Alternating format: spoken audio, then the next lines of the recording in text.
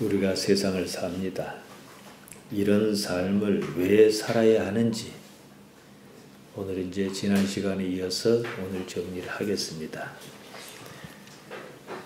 니고데모가 나오지 않습니까?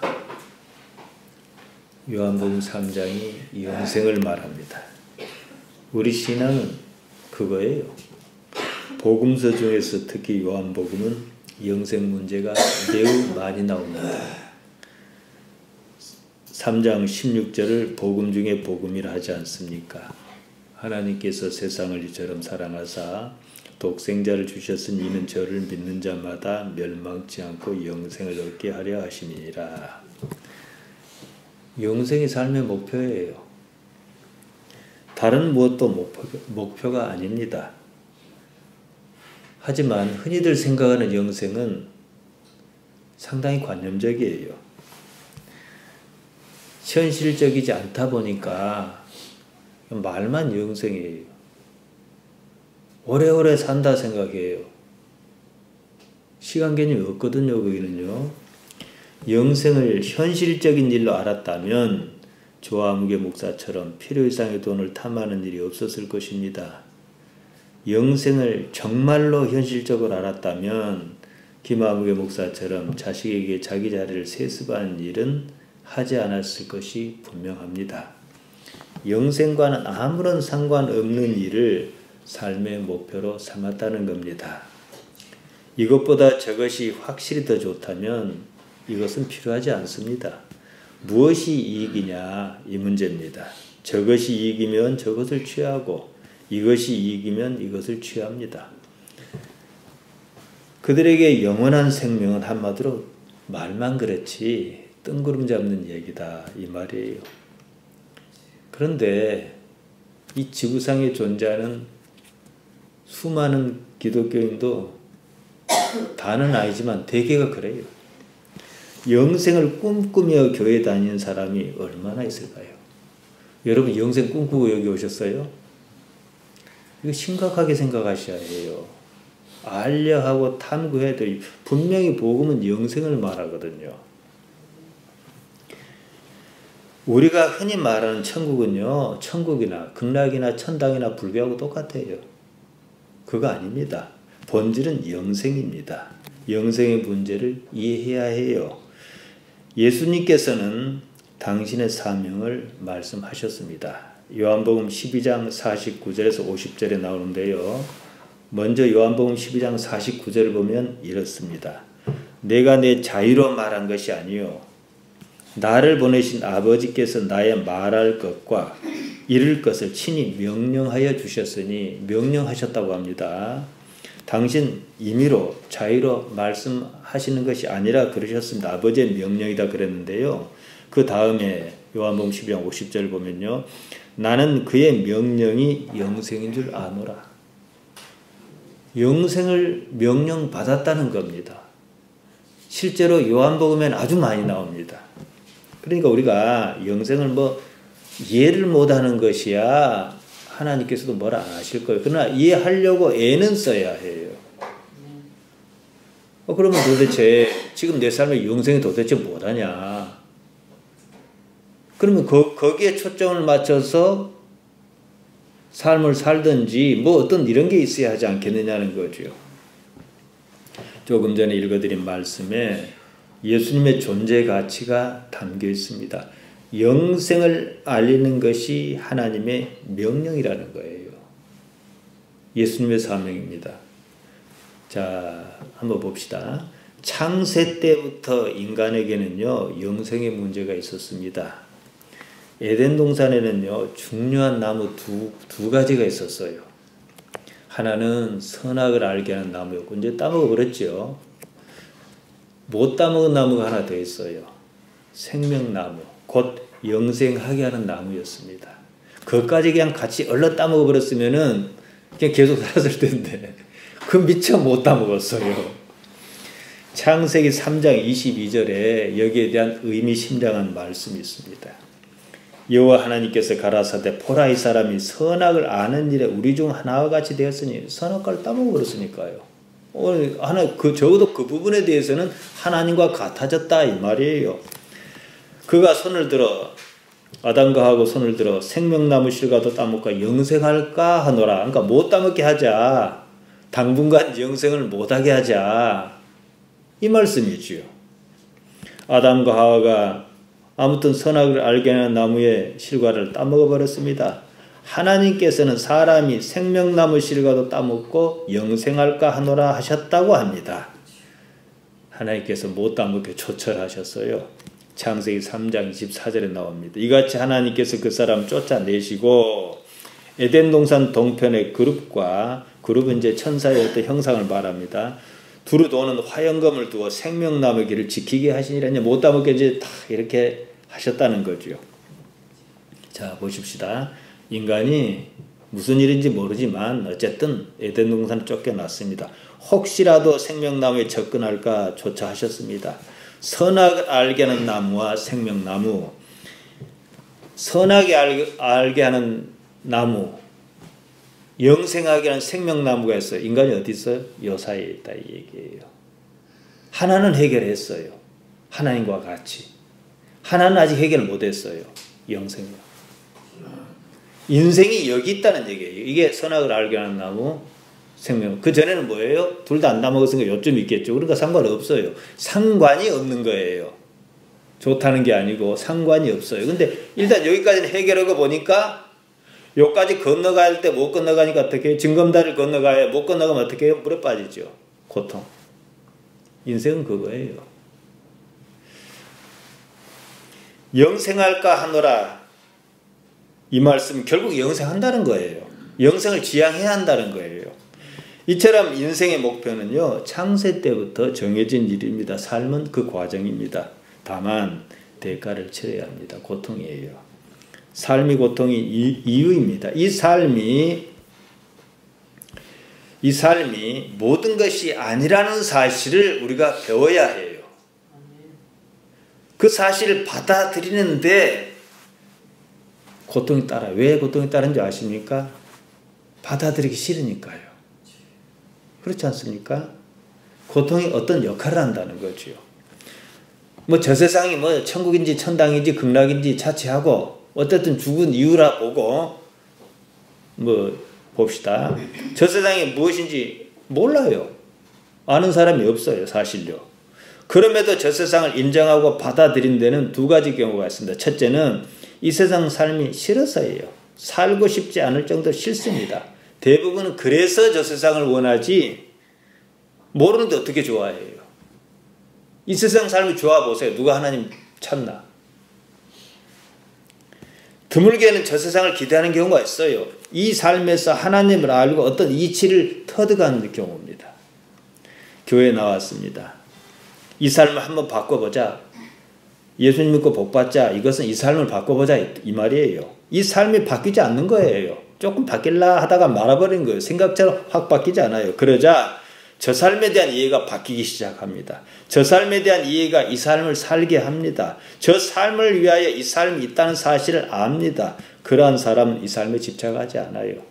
그러니까 내가 원하는 대로 복을 다 받은 게 받지 못한 게 잘한 겁니까? 못한 겁니까? 잘한 거죠. 이것이 적어도 다른 건 몰라도 고통을 줄여준다는 거예요. 영원이란 큰 그림으로 이 삶을 바라봅니다. 인생은요, 사람의 아들에서 하나님의 아들로 나아가는 과정입니다. 이 사실은 우리가 하나님 아버지 안 그럽니까? 여러분이 하나님 아버지라고 그랬으니까 여러분이 하나님 딸이잖아요. 하나님 아들이잖아요. 그거예요, 원래. 아직은 여러 가지가 이제 좀 불편한 게 있겠지만 말이에요. 몸이 있으니까. 그래서 인생은 사람의 아들에서 하나님 아들로 나아가는 과정인데 이 사실을 알면 이 삶에서 무엇을 추구할 것이냐 가치관이 바뀝니다. 이런 이해가 한 사람의 삶을 결정합니다. 추운 날 하늘바람 맞아가며 하필 배 내릴 때 하늘바람하고 맞닥뜨려요. 맞아가며 여기 왜 오셨을까요? 그거지요. 예수님께서는 당신 자신을 사람의 아들이라 그러셨습니다. 구태여 그러신 이유가 뭐겠습니까? 이것을 이해하는 사람은 복이 있습니다. 삶은 고통이에요. 동물에게도 고통입니다. 사람과 달리 동물은 고통의 원인이 무엇인지 관심이 없습니다. 그냥 막 살아요. 사람은 끊임없이 찾습니다. 고통의 원인이 무엇일까 생각합니다. 이런 부단한 노력이 없으면 사람의 길을 포기하는 거예요. 종교는 현실 이해에서 비롯했습니다. 현실이 좋았다라면 뭐 좋을 리도 없겠지만 종교를 가진 사람은 없어요. 현실의 삶이 어딘지 성에 차지 않습니다. 문제가 있습니다. 다른 차원을 생각했습니다. 그가 사람이에요. 태어나서 먹고 자는 일마다 죽었습니다. 동물도 그렇게는 합니다. 골로새서 3장 2절에서 말하듯 땅의 것이 아닌 위의 것을 생각해야 적어도 사람입니다. 불교는 삶을 고통이라고 이해했습니다. 고통의 원인이 어디 있느냐? 치열하게 생각했지요. 여기서 연기론이 나옵니다. 연기란 모든 과보가 인연에 따라 일어난다는 겁니다. 과보란 과거에 지은 선악의 업보를 말합니다. 고통의 현실의 고통을 설명하자니 합리적인 이유가 필요했습니다. 여러분 여기서부터는 조금 주의 깊게 들어보시기 바랍니다. 현실은요 언제나 결과예요. 이런 결과를 낳은 원인이 반드시 있을 것이라는 거예요. 그것을 원인과 결과로 뒤집어 생각한 거예요. 요래서 요렇다 생각한 거 안 그래요. 원래 요러기 때문에 그것을 그거 잘했다 못했다 이렇게 생각하는 거죠. 원래는요. 원인 없는 결과는 없습니다. 맞는 말이에요. 이것을 결과 없는 원인이 없다고 본 거예요. 헷갈립니까? 다시 말씀드릴게요. 원인이 결과를 낳습니다. 여러분 이제 의자에 앉아 계시지요. 목수가 나무를 다듬어 의자를 만들었습니다. 목수의 행위가 원인이지요. 의자가 있다는 사실 결과죠. 맞지요? 원인이 우선이고 결과가 나중이라는 순서가 있습니다. 의자라는 결과물을 보면 누군지는 몰라도 누군가는 만들었을 것이다. 이 사실을 말합니다. 그렇게 유추하는 데는요 문제가 없어요. 목수가 나무를 다듬는 일이 먼저고 의자라는 결과물은 나중이거든요. 이것을 뒤집으면은요 이제 사람이 영리해서 뒤집기 시작했어요. 의자가 있다는 것은 목수가 만들었다는 원인이 있다는 거예요. 여기까지는 논리적으로 문제가 없습니다. 충분히 우리가 미루어 짐작할 수 있는 이 작은 세계에서는 이렇게 추론이 가능합니다. 물리학에도 이런 문제가 있어요. 눈으로 볼 수 있는 세계를 이제 거시세계라 그러고 아주 작아서 눈으로 볼 수 없는 세계를 미시세계라 그럽니다. 거시세계의 법칙이 미시세계에서 그대로 들어맞지 않는다는 것을 100년 전에 깨졌어요. 100년이 좀 미처 안 됩니다. 뉴턴의 고전역학은 거시세계의 운동법칙입니다. 미시세계에서는 안 맞아요. 이게 양자역학이에요. 물리학에서 법칙이라 하면요 절대적인 것입니다. 수학적인 계산으로 딱 맞아 떨어져야 하는 거예요. 이 문제를 가장 혼란스러워했던 사람이 있습니다. 아인슈타인입니다. 죽을 때까지 인정 못했어요. 아인슈타인의 물리학은 거시세계에 관한 법칙입니다. 상대성 이론이 그 경우인데요. 아인슈타인은 우주는 크든 작든 척척 맞아야 한다는 생각을 포기하지 못했습니다. 법칙이니까요. 근데 미시세계인 양자역학은 거시세계가 따로 놀았습니다. 관측에 따라서 결과값이 달라져 버려요. 고전역학이 맞지 않습니다. 그럼에도 불구하고 관측의 결과값이 일정하더라는 거예요. 거시세계 운동 법칙이 미시세계에 통하지 않는다는 사실을 인정해야 해요. 우리가 쓰고 있는 모든 통신기기, 휴대전화는요 양자역학의 산물입니다. 제가 이 복잡한 말씀을 자세한 설명 없이 드린 이유가 있어요. 거시세계의 법칙을 미시세계에 그대로 적용할 수 없듯 똑같은 상황이라는 거예요. 사람이 속한 삶의 틀에서 보면 원인과 결과와 원인 뒤집어도 아무런 문제가 없어요. 목수가 만들었으니까 의자가 있는 것이고 의자가 있다는 것은 누군가가 만든 사람이 있다는 것이지요. 이 좁은 측면에서 보면 맞아요. 아무런 문제가 없습니다. 그러나 인생을 넘나들어 보면은 앞서서 물리학에서 맞지 않듯이 맞지 않다는 거예요. 뒤집어서 추정할 수 없다는 거예요. 물리학의 운동 법칙이 서로 맞지 않는 것에서 맞는 것 이상의 문제가 있다는 사실입니다. 물리학이 뭡니까? 결과를 말하거든요. 대개 보면 그러지 않습니까? 뭐가 문제입니까? 칼부림 사건이 났다고 이제 경찰서에 신고가 들어왔단 말이에요. 경찰관이 출동했어요. 한 사람은 피를 흘리고 쓰러져 있고 한 사람은 손에 칼을 들고 있는 거예요. 이런 상황이라는데 칼을 든 사람이 쓰러진 사람을 찔렀을 거라고 추정하는 거죠. 아무도 몰라요. 되게 그러니까 그럴 뿐이지. 그래서 원인을 추정하는데 애를 먹습니다. 현실은 언제나 결과입니다. 우리는 언제나 결과만 접하며 삽니다. 우리가 보고 듣는 모든 것은요, 결과값입니다. 직접 보지 않는 이상 원인은 모두 추정일 뿐이에요. 더구나 시간을 길게 잡아버리면 더욱 그렇습니다. 심한 말 같습니다만은 연기로는 논리의 비약입니다. 한 인생에서 그것도 짧은 구간에서는 어느 정도 맞는 말이지만 한 인생을 넘어서는 데서는 누구도 장담할 수 없어요. 지금 삶 외에 전생과 내생을 증명할 방법이 없어요. 그러지 않습니까? 그럴 것이라고 기대하는 것 뿐이에요. 추정하는 것 뿐이에요. 참고로 예수님의 복음은 내생을 말하지 않습니다. 복음의 시간은 과거와 미래가 현재에 퉁치는 개념입니다. 하나님께는 과거가 없어요. 미래도 없어요. 하나님의 시간은 오직 지금입니다. 하나님께서는 시공간을 초월하여 계십니다. 시공간은 몸의 일이에요. 부활하신 예수님만 보더라도 시공간이 따로 없으셨어요. 문도 안 열고 들어오셨고 저 공간에 갑자기 계셨고. 우리는 관성적으로 시간을 순서의 나열로 생각합니다. 과거, 현재, 미래 이런 거예요. 하지만요, 우리가 아는 것은 과거도 아니고 미래도 아니에요. 지금밖에 없어요. 그랬을 것, 그러면 과거로 치고 그러할 것 이렇게 추정하면 미래라 치는 거예요.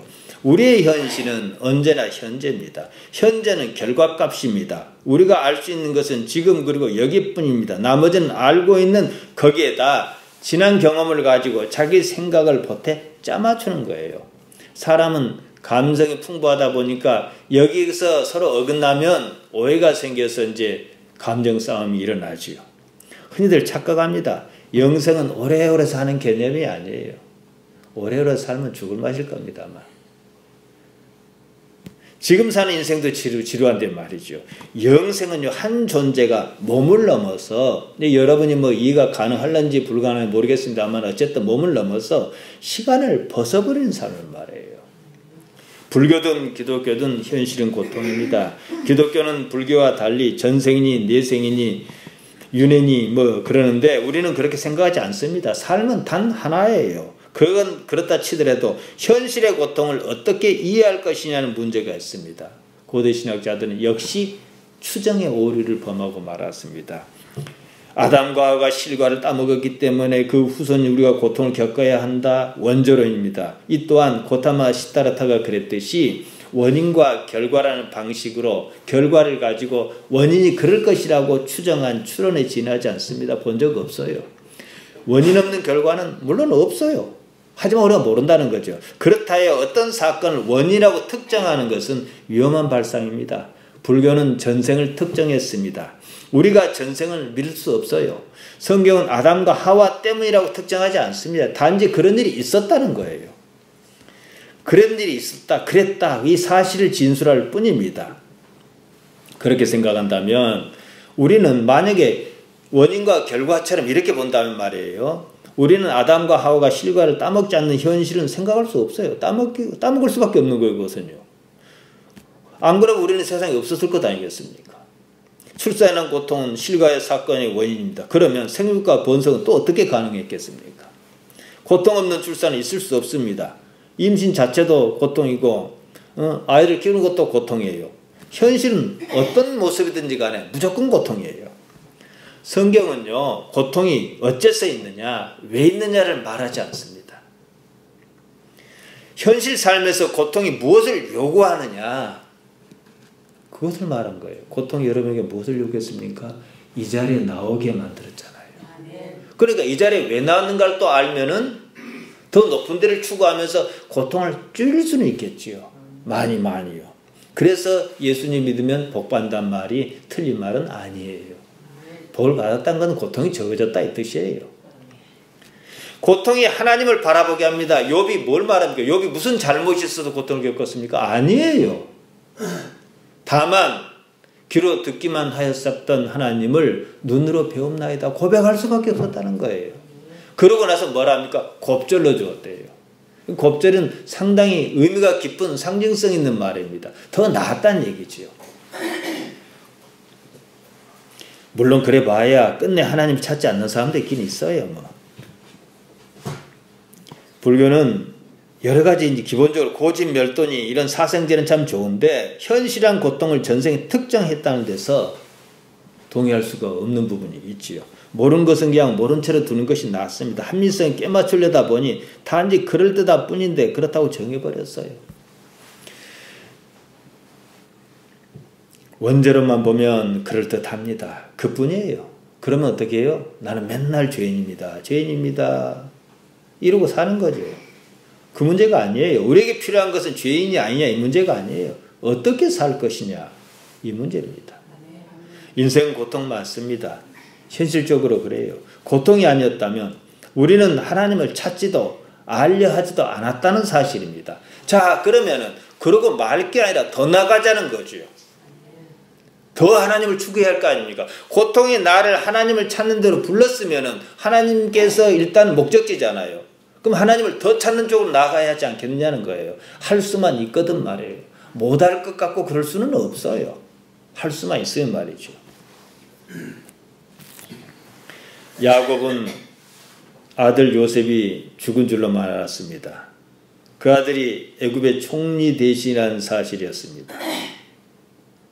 상당히 놀랐겠죠. 저는 이 야곱이 성경에 표현이 없지만 놀랐을 것이라는 데서 충분한 그 어떤 이해를 가지고 있습니다. 아무튼 요셉 덕분에 식솔과 함께 가나안 기근을 피할 수 있었습니다.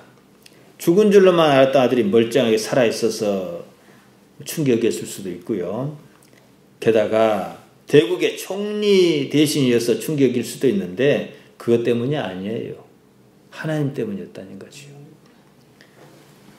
이런 내면의 충격은 자각성을 불러일으킵니다. 눈에 보이는 현실 때문에 충격을 받은 것이 아니라 눈에 보이지 않는 현실에서 충격을 받았다는 겁니다.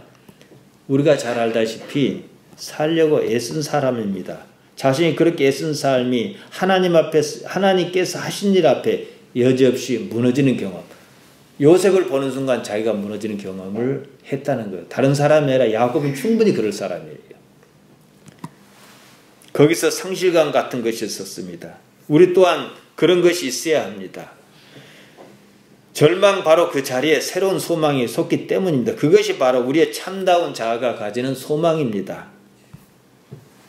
그래서 우리의 참다운 자아가 드러나죠. 그렇게 일어날 때 하나님을 자기의 경험의 세계로 인식합니다. 야곱이 하나님께 진정으로 굴복한 데는 야복나루가 아니었습니다. 요셉을 만났을 때였습니다.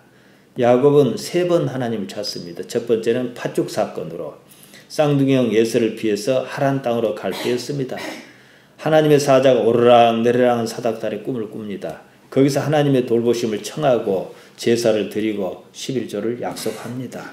그 성 이름이 원래 루스였는데 야곱이 하나님을 뵈었다 해서 베델이라 이름을 불렀습니다. 두 번째는 하란 땅에서 이제 식솔을 들여 건너올 때 야복나루였습니다. 제산을 불리고 고향 땅으로 돌아와야 할 때인데 그때 하나님의 사랑과 씨름에서 환도뼈가 어긋난 일을 겪었습니다. 자, 이 두 번째만 하더라도 얼마나 육체의 흔적이 있으니까 현실적이라고 느끼겠습니까? 그리고 세 번째로 애굽의 총리 대신 아들 요셉을 만났을 때였습니다. 첫 번째와 두 번째는 하나님에 대한 직접적인 경험이었다고 말할 수 있는 사건입니다. 세 번째는 하나님에 대한 경험이 없어요. 근데 왜 더 충격이 있느냐는 거예요. 앞서 두 번의 경험보다도 오히려 이것이 더 현실적이었다는 거죠. 아들을 잃고 죽은 줄 알고 슬퍼했습니다. 그 아들로 인하여 하나님께 놀랐다는 사실이죠. 살아있어도 놀랄 일인데 그 아들이 대국의 임금 바로 밑에 총리 대신한 거예요. 그러면은 도대체 내게 하나님은 어떤 분인가? 인생을 돌아볼 수밖에 없는 거예요. 내가 왜 이 자리에 와 있는가? 이거죠. 하나님께서는 오래전부터 자신의 인생에 깊이 개입하여 계셨다는 사실을 깨달았습니다. 자기의 인생이 자기는 죽기 살기로 살자고 온갖 머리 있을 거 다 써갖고 막 그렇게 살았는데 나는 하나님의 법 뭔가 이거예요. 하나님의 방법은 아들 요셉을 통해서 나타났습니다. 그것을 사실로 확인시키던 말이에요. 오늘날 우리에게 예수님의 십자가가 하나님의 방법이던 말이에요. 야곱은 요셉의 주선으로 바로를 만나는 자리에서 이렇게 얘기합니다. 창세기 47장 9절입니다. 내 나그네 길의 세월이 130년입니다. 나의 연세가 얼마 못 되니 우리 조상의 나그네 길 세월에 미치지 못하나 험악한 세월을 보내었나이다. 험악한 세월을 살았지요. 인생이지요. 힘없는 자가 이 세상을 살 방법이었습니다. 꾀였습니다. 원하지 않게 남을 속이는 일도 있었고 도망치는 일도 있었습니다. 세상살이가 그랬습니다. 어쩔 수 없었다고 생각했습니다. 쌍둥이로 태어나 열등의식을 품었습니다. 세상을 살자면 꾀를 내야 했습니다. 이렇게 머리 쓰고 저렇게 머리 쓰고 그랬습니다. 교회에서 흔히 하는 말로 인간의 방법이다 이거지요. 하나님을 알고는 있으나 하나님께서 현실적인 존재이신 것을 알아차리기에는 무엇인가 부족했다. 이것이죠. 그러니까 자신의 선택을 할 수밖에 없지요. 앞서 제가 어떤 목사 뭐 돈 어쩌고 저쩌고 말씀을 드렸는데요. 하나님을 현실적인 존재로 알면은 불가능한 일이에요. 그러지 않습니까? 그러지 않겠습니까, 여러분? 이것은 그 사람들만의 얘기가 아니고 모든 하나님을 신앙한다는 모든 사람이 해당하는 문제예요. 하나님의 가장 큰 벌이 뭔지 압니까? 내버려 두는 거예요. 그나마 하나님께 얻어맞고 환도뼈라도 분절해지면 큰 복이에요. 흔적이 있으니까 이러면 안 되겠다 이게 생길 거잖아요. 삶은요 하나님을 아는 데입니다. 여러 가지 일을 겪는 이유입니다. 성경에는 안다란 말이 참 많이 나옵니다. 우리말과 의미가 상당히 비슷해요. 그러니까 사실 저는 설명할 필요는 사실 없는데요. 안다고 하면 되게 인식을 말하죠. 영어로는 awareness, realization 이럽니다. 의식이 깨어있어 알아차리는 상태, 깨달음에 가깝습니다. 그러니까 안다는 말은 제가 쓰는 용어로 정리하면 의식의 현실하다 이거예요. 하나님을 안다고 하면 하나님을 실감하는 것을 말해요.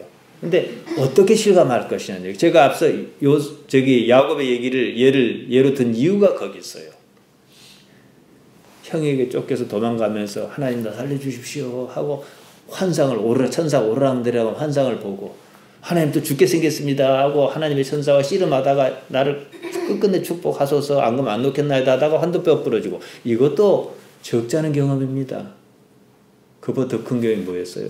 아무런 일이 없었어요. 죽은 줄 알았던 나 대사라고. 게다가 총리 대신이란 말이에요. 자기가 생각할 수 없는 자기 생각이 다 무너진 거잖아요. 자기가 무너진 거예요. 이게 더 놀라운 일이라는 얘기죠. 근데 사람은 자기 생각을 되게 포기 안 하거든요. 죽기 전에는요. 다시 말씀드리면 하나님을 어떻게 실감하느냐. 하나님이라는 막연한 존재를 삶을 통해서 구체적인 존재로 드러내게 한다는 거죠. 하나님을 자신이 지각하는 경험의 세계로 끌어들인 거예요. 거기서 그치지 않고 받아들입니다. 가룟 유다가 예수님의 말씀을 이해를 못해서 떠났겠습니까? 예수님의 삶의 방식을 인정할 수가 없었던 거예요. 자신의 생각을 믿었다는 거죠. 내 생각이 옳다는 거예요. 그러면 어떻게 해요? 베드로처럼 사단이라는 소리를 들을 수밖에 없는 거예요.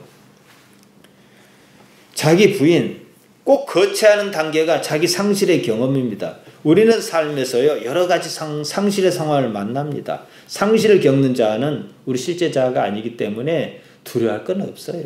자식 키우다 보면 오만 일 다 안 겪습니까? 그것도 역시 마찬가지입니다. 여러분이 만일 그런 상황이 있다면 그 상황을 해석하기 전에 유심히 들여다볼 필요가 있습니다. 짜증과 분노가 있는 상황이라면 좋은 기회입니다. 편견을 가지지 말고 마치 제3자의 일을 보듯이 그 상황을 가만히 들여다보면 마음에 어떤 변화가 있다는 것을 목격합니다. 거기에 주목하는 거예요. 하나님을 안다는 말은 하나님 어떤 분이다 이걸 얘기하는 게 아니고 그런 지식을 말하는 게 아니에요. 하나님과 어떤 관계냐는 문제예요. 이러한 인식은 삶을 통해서 하나님께 길이 들어 익숙한 상태라는 뜻입니다. 하나님께서 아버지로서 우리를 돌보고 계신다는 사실 인정하는 단계, 기노스코, 알아차리는 이상의 것을 말합니다. 바울은요, 예수님 알기를 갈망한 사람입니다. 그가 예수님을 몰라서 그랬겠습니까? 정보로서 지식으로서 예수님을 알고자 한 게 아니라 예수님의 생각을 어떻게 하면 내 삶을 오롯이 이렇게 끌어올까 이랬지요. 빌립보서 3장 10절입니다. 내가 그리스도와 그 부활의 권능과 그 고난에 참여함을 알려하여 그의 죽으심을 본받아. 왜 한사코 죽으심을 본받고자 했겠습니까? 그래야 당신의 생각을 그대로 갖고 올 수가 있거든요. 그러지 않겠습니까? 근데 지금 그걸 본받으려 합니까? 누가? 바보짓이에요. 본받지 않겠다는 게. 여기서 알려하다 근호나입니다. 어그는 근호, 영주주의란 말을 쓸 때 근호시스주의라 안 그럽니까? 근호시스는 알을 말해 나중에 지식이란 말로 변했습니다.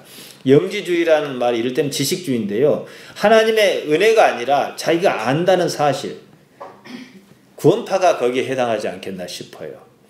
안다는 말 기노스코입니다. 근호에서 유래했습니다. 말씀드린 대로 경험으로 인한 관계를 말합니다. 창세기 4장 1절에 보면 아담이 그 안에 하와와 동침하며, 우리는 동침하다라고 번역을 했는데 원문은 알매 야다. 야다가 뭐예요? 성관계를 말하죠. 그러니까 안다는 말은 그냥 아는 게 아니에요. 호세아 6장 3절에 힘써 하나님을 알자. 하나님을 몰라서 망한다 이랬어요. 알자. 같은 말입니다.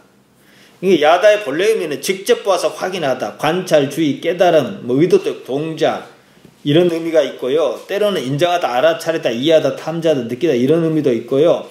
사실에 관한 겁니다. 그러니까 히브리 말에서는 알다란 말이 믿음, 에무나와 어원이 같아요. 여러분. 호세아가 말하고자 하는 바는 하나님께서 당신의 백성을 사랑하고 지키고 계신다는 사실 어째서 모르냐? 왜 도무지 알려하지 않느냐? 하나님 아는 것이 제사다. 번제보다 하나님 아는 것을 원하노라. 이랬거든요. 구약시대로 본다 그러면은 상당히 혁명적인 주장입니다. 지금도 다르지 않습니다. 바울은 로마서 12장 1절에서 영적 예배를 말했습니다. 그러므로 형제들아 내가 모든 하나님의 자비하심으로 너희를 구원하노니 너희 몸을 하나님께서 기뻐하시는 거룩한 산제사로 드리라. 이는 너희들이 영적 예배니라. 영적 예배, 로기켄 라트레이안입니다. 예배하다 라트레이안, 섬기다 봉사하다. 영적이란 말에 주의해야 해요. 로기코스인데요. 이치에 맞는 이성 있는 합리적인 어원이 로고스에서 왔습니다. 로고스를 우리가 말씀이라 번역하지 않습니까? 영적 예배란 뭐냐? 그건 말씀의 예배, 말씀으로 하나님을 섬긴다는 거예요. 말씀을 듣는 것이 하나님을 섬기는 겁니다. 말씀을 안 듣는 건 뭐예요? 하나님 무시하는 거죠. 그것이 예배라는 거예요. 말씀이 있는, 말씀을 구현하는 삶 그 자체가 예배라는 거예요. 삶이 이래야 한다는 거예요. 인생은요, 하나님을 아는 배경입니다. 자기 삶에서 하나님을 알지 못하면 아무것도 아닙니다. 거듭 말씀드리지만 하나님을 안다는 것은 하나님께서 살아계신다는 사실과 섭리와 통치를 현실적인 일로 인정하는 거예요.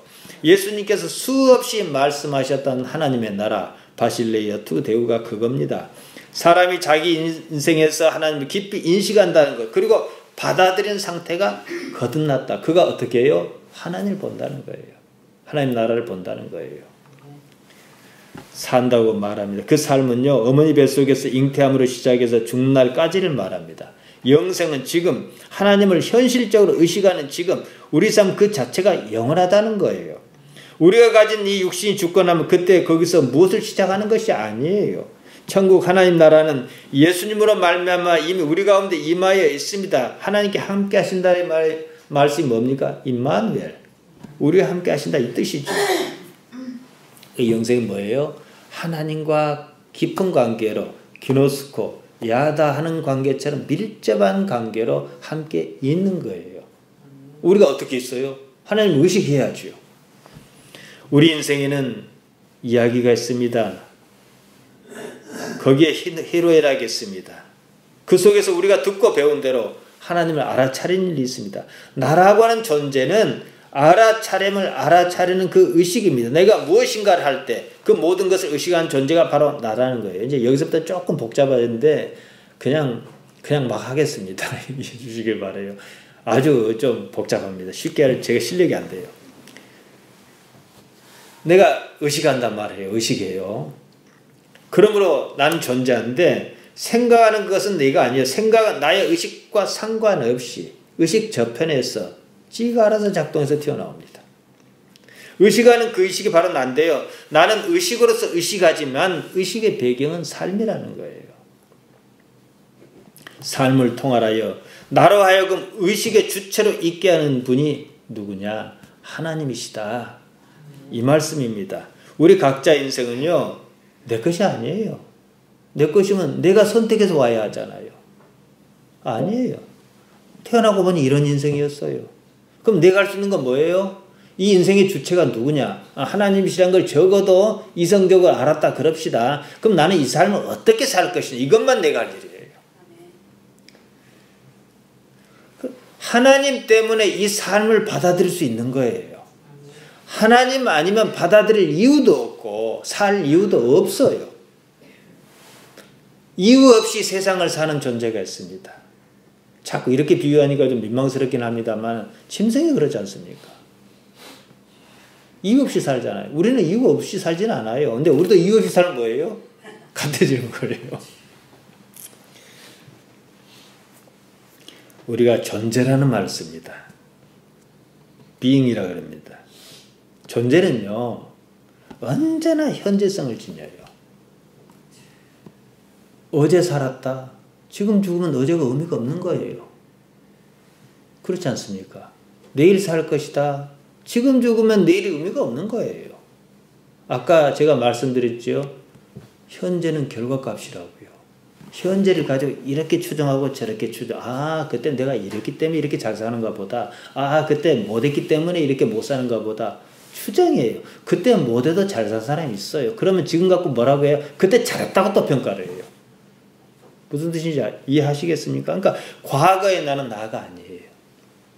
여러분 지금 머릿속에 당장 어린 시절을 어느 한 장면을 떠올릴 것입니다. 그것이지 나는 아니에요. 지금의 나가 납니다. 과거 그 순간 나였을지라도 지금 나는 어디 있습니까?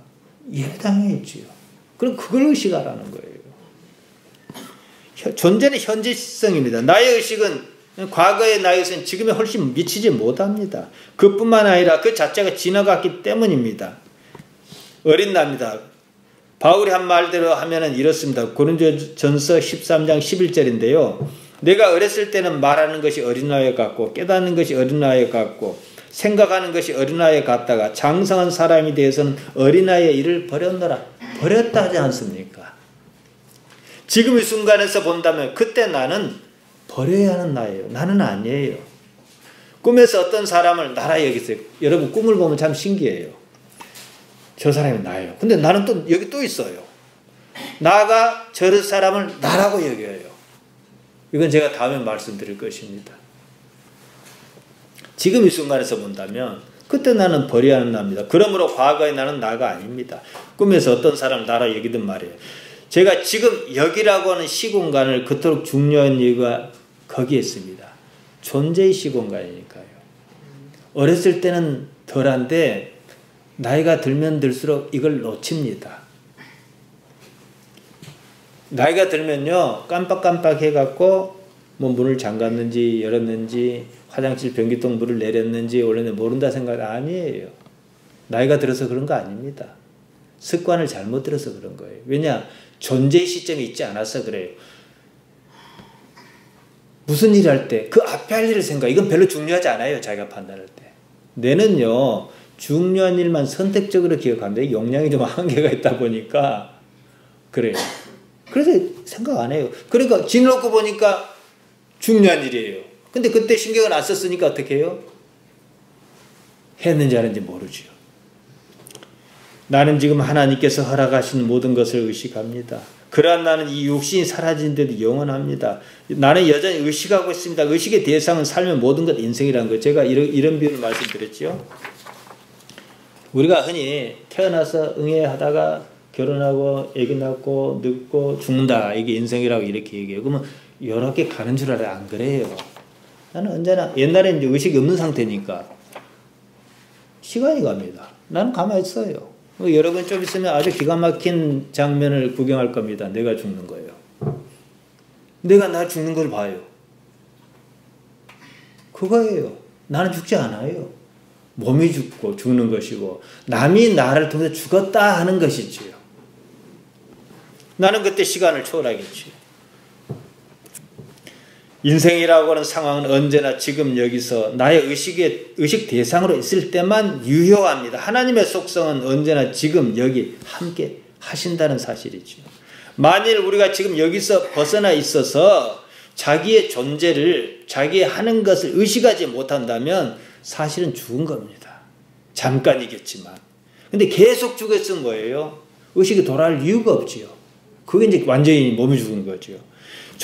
죽은 존재는 그냥 육체만 있어요. 육체와 함께 마땅히 사라져야 할 것입니다. 우리가 이 땅에 얼마간 살아야 한다면 이유는 단 하나입니다. 우리 의식의 지평을 그만큼 넓히는 기회라는 거예요. 지식도 의식을 드높이는 데 조금 도움을 줍니다. 배운 것도. 그렇지만 더 중요한 게 있어요. 여러분이 지금 하나님을 생각하고 의식하는 이 의식 활동이 더 큽니다. 대단히 중요합니다. 이것은. 식물인간의 상태에 있는 사람이 있습니다. 의식의 반응이 겉으로 드러나지 않은 걸 말하죠. 최근 영국 의학계에서는 식물인간 상태에 있는 사람에게도 의식이 있을 수 있다. 물론 그런 경우가 있겠죠. 그렇다면 만약 그런 상태라 생각해 보세요. 육체가 죽어야만이 그 사람은 의식의 자유를 누릴 수 있어요. 아직은 갇혀 있잖아요. 그때 그 의식이라는 것이 뭡니까? 우리의 본질이라는 거예요. 제가 다음에 언젠가 다른 경도로 말씀드리려고 하는데 교회에서 다 안다고 쓰는 말이면 아무도 모르는 말이 있어요. 영이란 말입니다. 실체가 없어요. 제가 따로 언급하겠습니다. 사람이 나이가 많이 들었습니다. 육체가 자유롭지 못한다는 것을 몸으로 느낍니다. 그때는 의식이 몸에 갇혀 있다는 걸 알아요. 입술도 지 마음대로 움직이고 이상한 소리 하잖아요. 의식이 자유로울 때가 다가왔다. 몸을 벗어버릴 때가 다가왔다. 이 뜻입니다. 자, 그러면 아직 안 죽었어요. 우리가 무엇을 해야겠습니까? 의식의 확장이죠. 인생은 하나님을 알아차리는 데입니다. 인생이 없으면 하나님을 알 수도 없습니다. 그러나 어떤 사람은 인생이 다하도록 하나님을 알아차릴 생각이 없어요. 죽은 채로 영원한 떠돌이 의식으로 있을 것입니다. 인생은 하나님을 알고 배우는 데입니다. 사람의 의식이 무한대인 영혼을 지향합니다. 바울이 빌립보서 3장 10절에서 말했듯이 예수님을 본받음으로 심지어는 십자가에 달리는 것조차도 마다하지 않겠다는 건 뭡니까? 그만큼 당신이 했던 행위를 가져다가 당신의 의식세계에 나를 갖다 이렇게 탁 결부시키겠다. 이 얘기지요. 의식의 확장을 말합니다. 의식은 깨어있어 알아차린 주체입니다. 우리는 의식을 의식하는 것이에요. 지금 여기 있으므로 하나님과 연합합니다. 왜냐하면 하나님의 존재의 특성이 그러니까요. 지금 여기를 떠난 상태에서는 그 누구와도 어떤 관계도 성립하지 않습니다. 우리가 살아있음을 실감하려면 모든 관심을 지금 여기에 집중하는 그때입니다. 성경은 이렇게 말해요. 성령에서 영이 난다. 원래는 영에서 영이 난다. 푸뉴마토스 푸뉴마입니다. 겐네데 아노덴 위로부터 하나님의 영에서 우리 영이 난다는 거예요. 우리의 본질은 결국 푸뉴마다 이거예요. 그게 작든지 어쩌든지 말이에요. 육신은 아닙니다. 사르코스 육에서 난 육은 푸뉴마를 자라게 하는 토양이라는 거죠. 본질적으로 하나님의 영과 우리 영이 같은 영이라는 사실이에요. 그것은 지금 우리가 무엇을 어떻게 키워내야 하는지 이것을 말합니다. 하나님께서 우리를 택하지 아니하였으면 아무도 하나님을 아버지라 부를 수 없습니다. 그냥 하는 말로 장난삼아 그렇게 하는지는 모르겠어요. 그래서 진심으로는 그렇게 못 불러요. 그러니까 그 부분을 살려내는 거죠. 기독교에서 빠져난 우주신교라는 것이 있어요. 우주의 모든 생명은 하나님으로부터 구원받는다고 합니다. 영국에서 발생해서 미국에서 발달했는데요. 인정하기 어려운 부분이 많지만은 그들 나름대로 짚히는 것이 있었다는 얘기 아니겠습니까? 하나님께서는 당신의 존재가 우리 삶에 드러나는 것을 원하십니다. 그래서 복이든 화든 이상한 것이 막 있는 거예요. 우리는 화는 저만치 밀쳐버리고 하나님께 가까이 가는 차원으로 복만 받아 누리자 이거죠. 나를 여호와인 줄 알리라. 특히 구약에 많이 나오는데 에스겔서에 아주 많이 나옵니다. 50번 가까이 나옵니다. 이 말씀을 할 때 되게 선지서는 좋지 않은 상황에서 선지자가 등장하잖아요. 나를 여호와인 줄 알리라. 뭐예요? 불을 내리겠다 이 뜻이에요. 영금을 보고 난 뒤에 너희가 나를 여호와인지 알리라 이 뜻이에요. 왜 그랬겠냐? 하나님을 알게 하려는 데 있다는 거예요. 우리 인생이 그거란 얘기입니다. 우리는 인생에서 여러 일로 하나님을 압니다. 하나님께서는 모든 일의 주인이신 것을 인정해야 한다는 거예요. 말씀드린 대로 우리는 하나님을 아버지라 부르지 않습니까? 그렇다면 무엇이든지 인위적으로 하지는 말아야 해요.